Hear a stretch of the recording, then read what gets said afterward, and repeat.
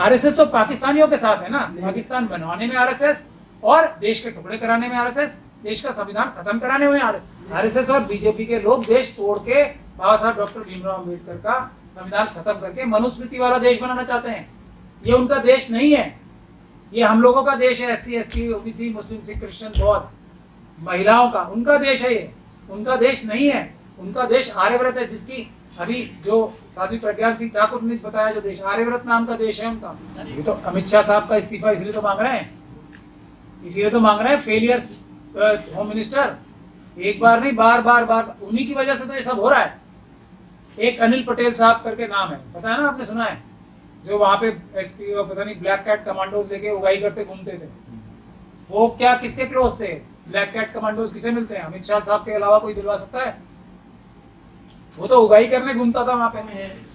देख, देश मजबूत हाथों में है, लेकिन वो हाथों में बेड़ियां अमित शाह साहब और मोदी जी और राजनाथ साहब ने बांध रखी है ना, उन मजबूत हाथों में, उनको खोल नहीं रहे, फ्री हैंड नहीं दे रहे। हमला हुआ है जिसमें 28 निर्दोष जाने गई हैं।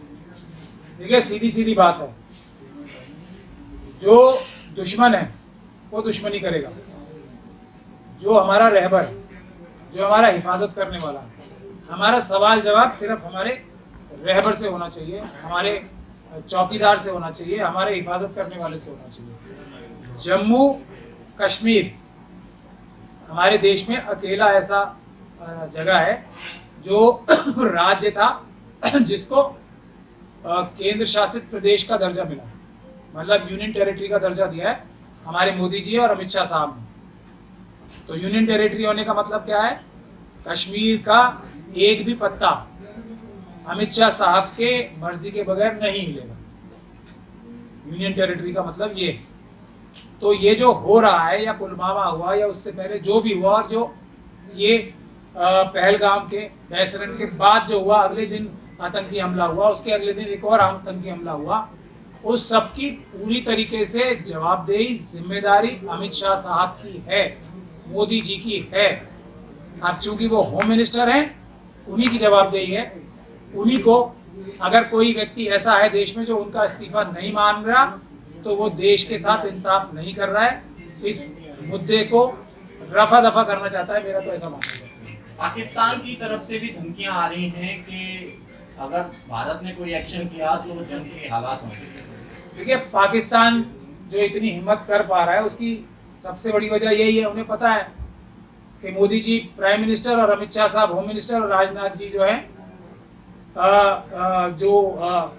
रक्षा मंत्री, और अजीत डोभाल साहब राष्ट्रीय सुरक्षा सलाहकार, इनकी वजह से हिम्मत हो रही है कि उनको पता है ना कि फौज को, भारतीय फौज को ये लोग इजाजत ही नहीं देंगे एक्शन करने की।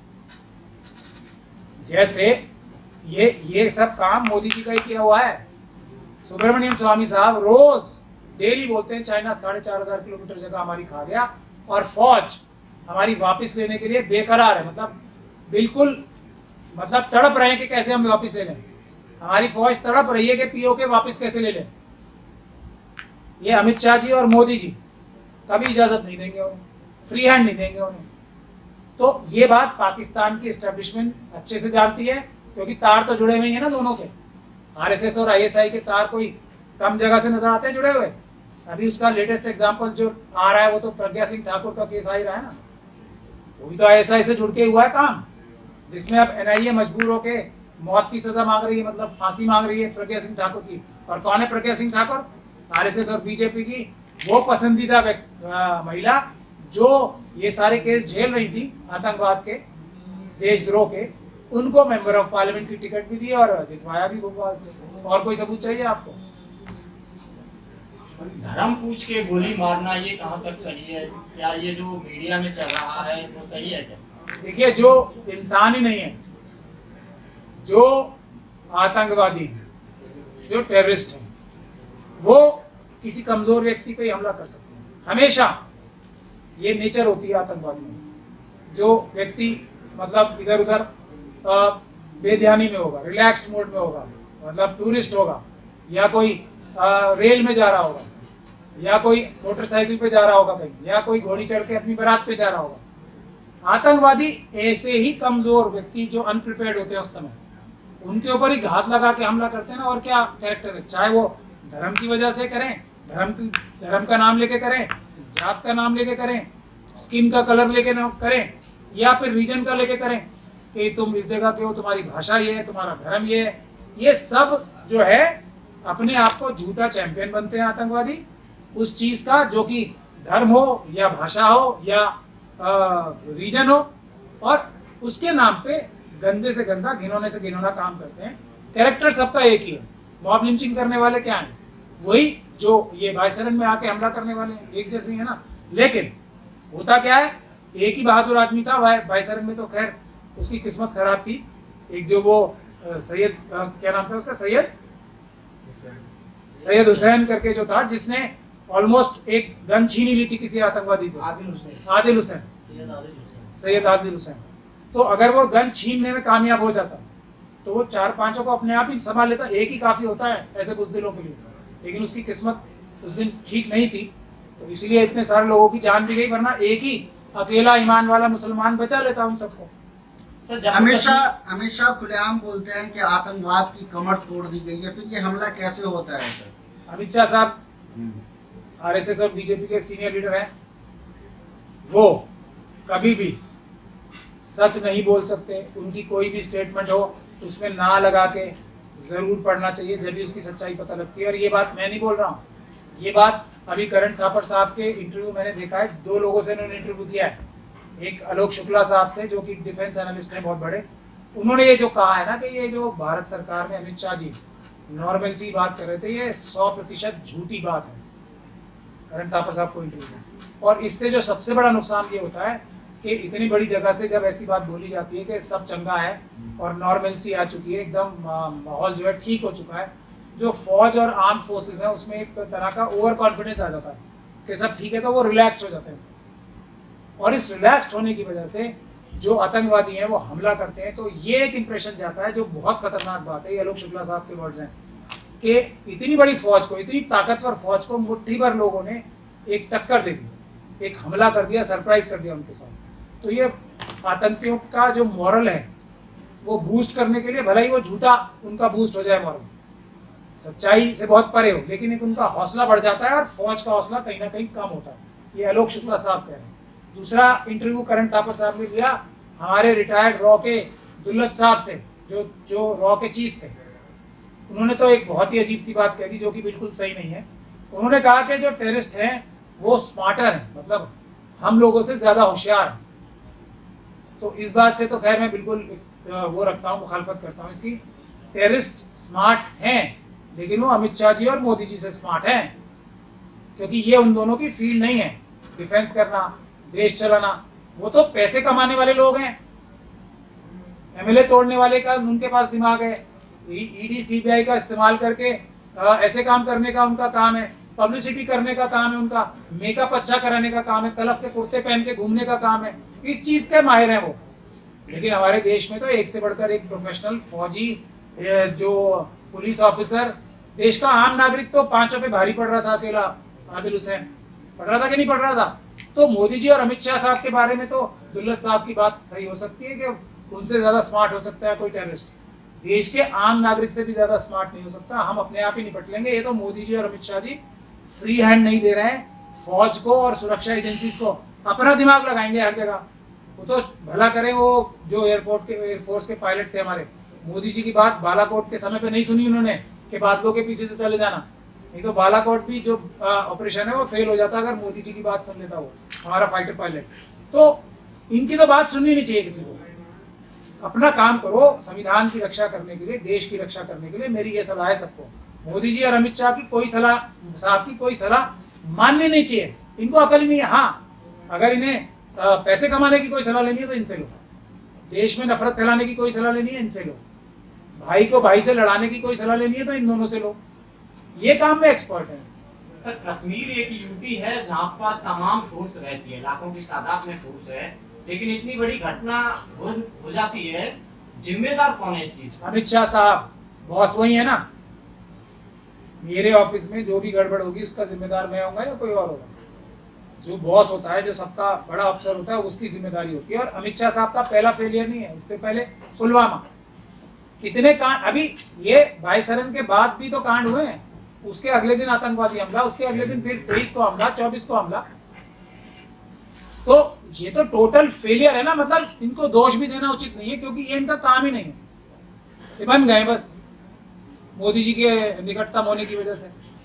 तो मैंने इसीलिए आज डिमांड यही की है सबसे पहली, कि अगर देश को सुरक्षा चाहिए तो सबसे पहले अगर कोई फेलियर हुआ है और सरकार ने माना भी है, तो सब लोगों को मिलकर अमित शाह जी का इस्तीफा मांगना चाहिए। बीजेपी किसी और को होम मिनिस्टर बनाए, इनसे तो अच्छे ही होंगे कम से कम लोग, पहली डिमांड ये होनी चाहिए।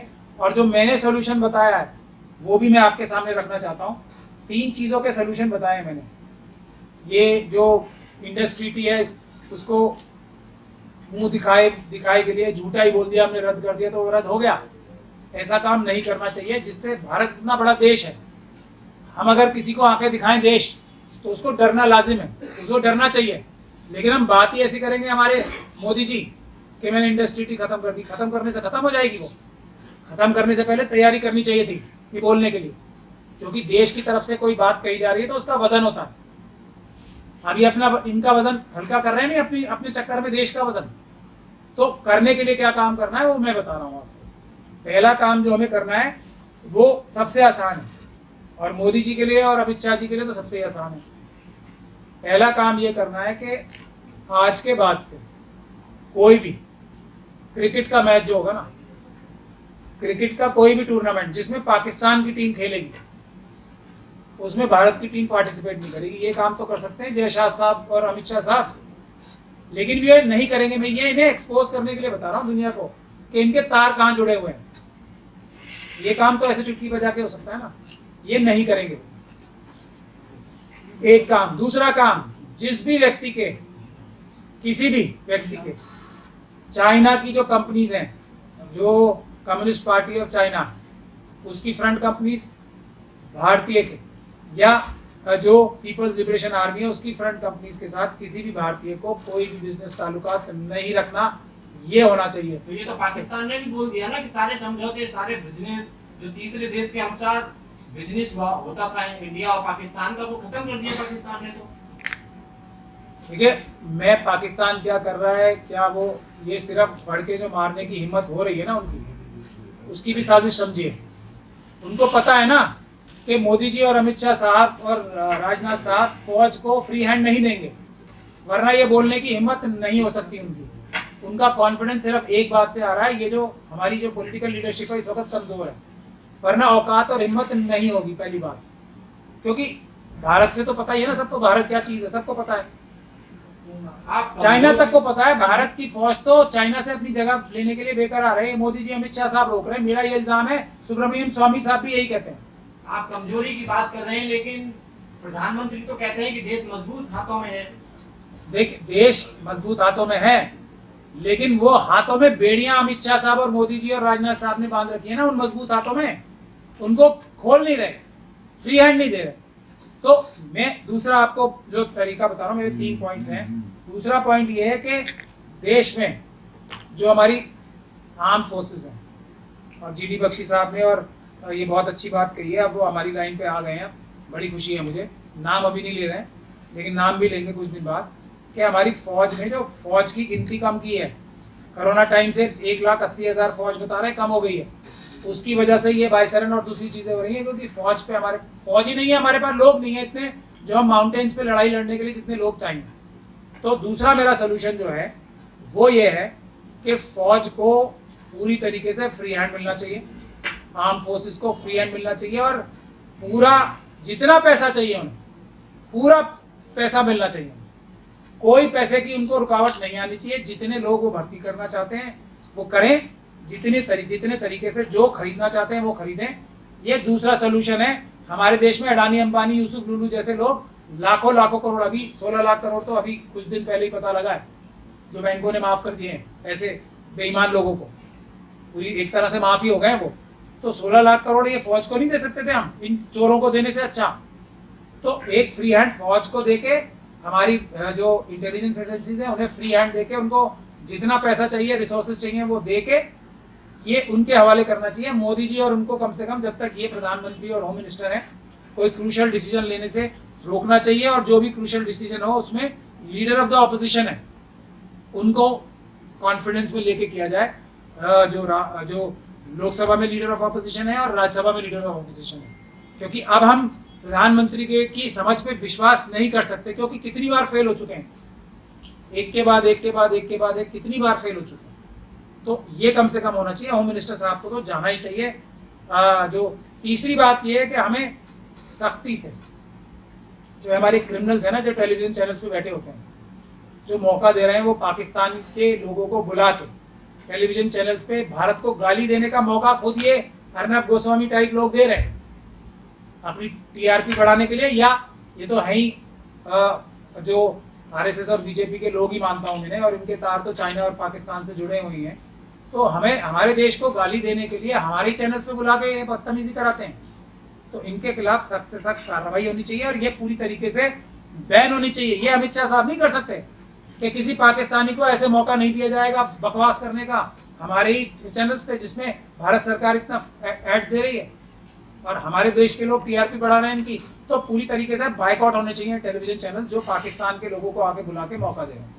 लेकिन सर ऐसा है कि पहलगाम हमले के बाद जो है पूरा देश रोया, और उसमें जो है कश्मीरी मुसलमानों ने वहाँ के जो भी जख्मी जो लोग थे अपनी जान पे खेल के उन लोगों को बचाया। लेकिन देश में यही चीज़ देखने को मिला, जो अपनी जान का परवाह किए बिना लोगों की जान बचा रहे हैं, वहीं पर देश में उन लोगों को मारा जा रहा, पीटा जा रहा, भगाया जा रहा। ये तो कश्मीरी क्या कोई भी भारतीय होगा वो यही करेगा ना। ये भारत के लोगों का कैरेक्टर है। आरएसएस और बीजेपी के लोगों को आप अलग कर दो बस, तो ये हर एक भारतीय का कैरेक्टर है। तो कश्मीरियों ने अपने भारतीय कैरेक्टर का परिचय दिया है कि जो अपना मेहमान है उससे पहले उन्होंने कहा कि हम तुम्हारे लिए गोली खाएंगे, अपने घरों में खाना भी खिलाया, सेफ भी रखा ऊपर कि कोई आएगा तो हम निकलेंगे। जो वो जो ये सैयद हुसैन ने, इसने तो सबको बचा ही लिया था ना। अगर ये थोड़ा सा अनलकी ना होता तो इसने तो बंदूक ही छीन ली थी उनसे, फिर ये अपने आप ही बचा लेता सबको। तो ये तो कैरेक्टर है सभी भारतीयों का, और ये सबसे बड़ा तमाचा है पाकिस्तान के मुंह पे और चाइना के मुंह पे। पाकिस्तान को तमाचा बाद में मारिएगा, पहले ये बताइए भारत में जो लोग ऐसी हरकत कर रहे हैं कश्मीरी मुसलमानों के खिलाफ जो बाइकआउट कर रहे हैं, उन पर लगाम लगाएगा कौन? उन पे लगाम हम अम्बेडकरवादी लगाएंगे ना, इनके खिलाफ क्रिमिनल केसेस करके। ये सब तो पाकिस्तान के एजेंट्स ही तो हैं। आरएसएस के लोगों को आप क्या समझते हो? पाकिस्तान क्या कर रहा है, उसके आतंकवादी क्या कर रहे हैं, हिंदू मुसलमान। ये आरएसएस के लोग क्या कर रहे हैं, हिंदू मुसलमान। मतलब बिल्कुल सेम तो आइडियोलॉजी। मतलब कोई जिसकी आंखें भी नहीं होंगी, जिसके कान भी नहीं होंगे, वो भी देख लेगा ये हम लोगों की आंखें कान ही खत्म हो गए क्या? एक ही बात कर रहे हैं। ये आरएसएस के लोग क्या करते हैं, एक बेचारे अकेले को पकड़ लेंगे, तेरी दाढ़ी है, तू मुसलमान है, हम तुझे मारेंगे। वो क्या कर रहे हैं, तू हिंदू है, तुझे हम मारेंगे। फर्क है कोई भी? बिल्कुल सेम टू सेम एकदम। मतलब कोई कैरेक्टर में इतना सा भी तो फर्क नहीं है, क्योंकि ट्रेनिंग तो सबकी एक जैसी है ना। लेकिन फर्क है इसमें सर, वो दुश्मन मुल्क है, ये अपना मुल्क है। आप एक ही इनको देश दो, में, एक ही देश में। आप समझते ही नहीं आरएसएस देश की दोस्त है। मतलब आपको क्या हो गया? एक ही देश के वाकई हैं। वो देश तोड़ना चाहते हैं भाई। वो पाकिस्तान के आईएसआई के लोगों के साथ हैं। आरएसएस और बीजेपी के लोग देश तोड़ के बाबा साहब डॉक्टर भीमराव अम्बेडकर का संविधान खत्म करके मनुस्मृति वाला देश बनाना चाहते हैं। ये उनका देश नहीं है, ये हम लोगों का देश है। SC ST OBC मुस्लिम सिख क्रिश्चियन बौद्ध महिलाओं का, उनका देश है ये, उनका देश नहीं है।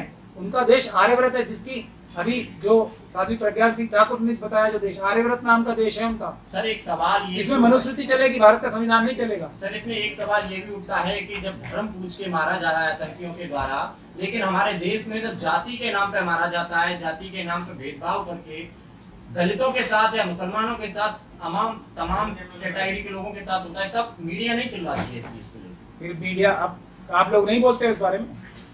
आप तो अभी भी बैठे हो यहाँ पे, आप लोग बोलते हो ना, आप ही मीडिया हो। आप ये टेलीविजन चैनल जो है क्रिमिनल्स हैं, उनको मीडिया क्यों कहते हो? कब बंद करोगे? गोदी मीडिया की बात। गोदी मीडिया नहीं है, क्रिमिनल्स हैं वो। गोदी मीडिया कह के उनका बचाव होता है। फिर आपने मीडिया कह रहे हो, मैं क्रिमिनल्स बोल रहा हूँ। जब उन्हें वो ISI के एजेंट हैं, चाइनीज एजेंट्स हैं। देश में मतलब देश को कमजोर करने के लिए, भाई को भाई, बहन से बहन को लड़ाने के लिए काम कर रहे हैं वो। अगर क्रिमिनल है तो आप तो सुप्रीम कोर्ट के वकील है, कोर्ट में घसीटिए उनको।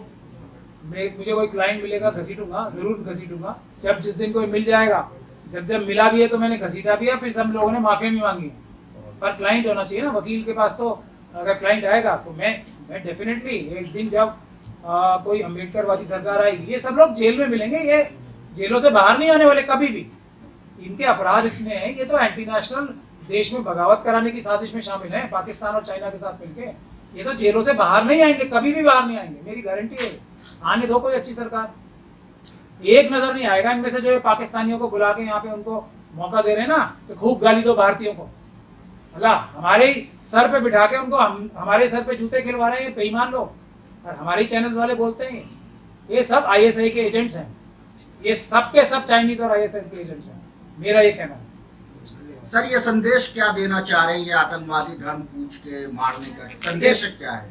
आतंकवादियों का एक ही संदेश होता है कि वो कमजोर लोगों को घात लगा के मारते हैं। धर्म के नाम पे, जाति के नाम पे मारेंगे, रीजन के नाम पे मारेंगे, कलर ऑफ स्किन के नाम पे मारेंगे। मारा है ना लोगों को, काले गोरे के नाम पे भी पीट मारते थे ना लोगों को। नॉर्थ ईस्ट से दिल्ली में आएंगे लोग, उनको मारेंगे। जो हमारे देश के सबसे अच्छे नागरिक हैं, सबसे बहादुर नागरिक हैं, जो बॉर्डर्स पे रहते हैं, वो कश्मीरियों को मारेंगे, जो हमारे देश की रक्षा करने के लिए पाकिस्तान के सामने सबसे बड़ी लाइन ऑफ डिफेंस है।